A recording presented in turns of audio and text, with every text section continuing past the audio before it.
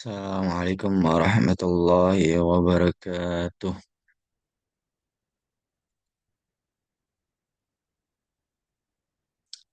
Halo semua. Maaf ya, sebentar. Halo semua. Perkenalkan nama saya Hisam Muzaki dengan NIM C1D1230014. Dan hari ini saya akan membawakan presentasi tugas CSM atau Cyber Security Management dengan yang diampu oleh dosen Bapak Bambang Purnomo SEMMM. Nah, dalam kali ini saya akan mempresentasikan tugas yaitu 5 kasus kebocoran data di Indonesia dan luar negeri yang berkaitan langsung dengan topik Cyber Security Management. Yuk, mari kita bahas. Next slide. Bentar ya. Oh, oh, oh.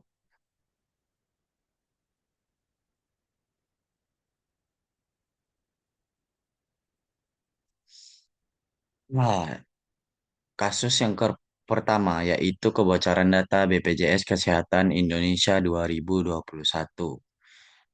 Pada tahun 2021, Indonesia digemparkan oleh kebocoran data sebanyak 279 juta penduduk yang terdaftar di BPJS Kesehatan. Data yang bocor mencakup informasi pribadi dan sensitif seperti NIK, nama lengkap, tanggal lahir, alamat, nomor HP, bahkan jumlah gaji. Data ini dijual secara terbuka di forum hacker internasional, yaitu Riot Forum. Dugaan sementara menyebutkan bahwa celah keamanan atau lemahnya sistem enkripsi menjadi penyebab utama. Lalu saya setelah baca, memang dari pihak BPJS-nya mengklarifikasi bahwasanya mereka akan menindaklanjuti kebenaran ini dan mereka mengungkapkan bahwa mereka memiliki enkripsi data yang bagus. Makanya di sini masih menjadi dugaan. Nah, dampaknya sangat serius. Data ini bisa disalahgunakan untuk pinjaman online ilegal, penipuan, hingga pencurian identitas. Kasus ini bisa menjadi bahan evaluasi dan pengingat pentingnya audit dan proteksi sistem informasi publik. Next slide yang kedua yaitu Tokopedia Indonesia 2020. Lagi-lagi saya membahas kasus masih yang ada di Indonesia.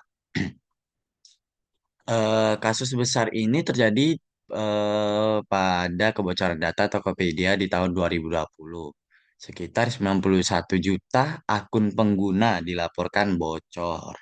Data yang dicuri meliputi data pengguna, alamat, email, dan bahkan sampai password akun pengguna. Kelompok hacker bernama Sini Hunter mengklaim bertanggung jawab menjual data ini di dark web. Kebocoran ini menyoroti pentingnya penggunaan sistem keamanan modern seperti autensi dua faktor dan algoritma enkripsi yang kuat, teman-teman. Eh, Adapun resiko pencurian, resiko ini yaitu yang pertama pencurian akun, penyebaran spam, bahkan pengambil alian akun yang penting. Nah, lalu yang kedua ada kebocoran data Facebook internasional 2019. Pada tahun 2019, Facebook menjadi korban kebocoran data masif dengan lebih dari 530 juta akun terdampak dari 106 negara yang terlibat. Data yang bocor mencakup ID pengguna, nama, lokasi, nomor telepon, alamat email, dan lain-lain. Nah, adapun penyebab kebocoran data Facebook ini adalah celah di API. Celah celah di API lama Facebook yang memungkinkan pihak ketiga melakukan scraping data massal. Akibatnya, jutaan pengguna menghadapi ancaman penipuan via telepon, iklan palsu, dan rekayasa sosial yang canggih. Kasus ini memperkuat urgensi pembatasan akses pihak ketiga ke data pengguna. Lalu yang keempat ada kasus Equifax yang terjadi di Amerika Serikat pada tahun 2017. Equifax adalah lembaga pelaporan kredit di AS yang menjadi korban kebocoran data besar pada tahun 2017. Sebanyak 143 juta warga Amerika Serikat terdampak dengan data seperti Social Security Number atau SSN, alamat, bahkan informasi kartu kredit bocor ke publik. Ah, Penyebabnya adalah eksploitasi celah keamanan di software Apache Start yang tidak diperbarui padahal patch-nya sudah tersedia begitu. Dampaknya luar biasa. Yang pertama, kerugian finansial, tuntutan hukum kolektif, dan penurunan besar kepercayaan publik. Ini menunjukkan bahwa update sistem itu bukan opsional, tapi wajib ya, teman-teman. Lalu yang terakhir ada kasus Aadhaar di India tahun 2018. Sistem identitas nasional India Aadhaar mengalami kebocoran data besar pada tahun 2018. Data pribadi lebih dari 1 miliar warga India biasa diakses dengan hanya membayar sekitar $8. Termaksud di dalamnya adalah nomor UID, numerik, dan alamat lengkap. Kebocoran ini terjadi karena lemahnya pengamanan di aplikasi pihak ketiga yang terhubung ke database utama.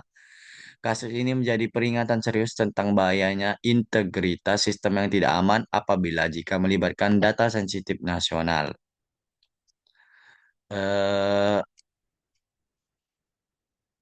Dari kelima kasus ini, kita bisa mengambil kesimpulan bahwa keamanan cyber adalah tanggung jawab bersama, mulai dari pemerintah, perusahaan, hingga pengguna. Penting bagi kita untuk menggunakan sistem yang aman dan diperbarui, menerapkan enkripsi kuat dan autentikasi berlapis, meningkatkan literasi digital, baik seluruh stakeholder masyarakat dan kita pribadi. Mungkin itu saja penyampaian kayak saya dalam kali ini. Terima kasih sudah menyimak. Semoga bermanfaat. Saya ucapkan terima kasih kepada Bapak Bambang Purnomo sebagai pengampu mata kuliah. Saya akhiri. Wassalamualaikum warahmatullahi wabarakatuh.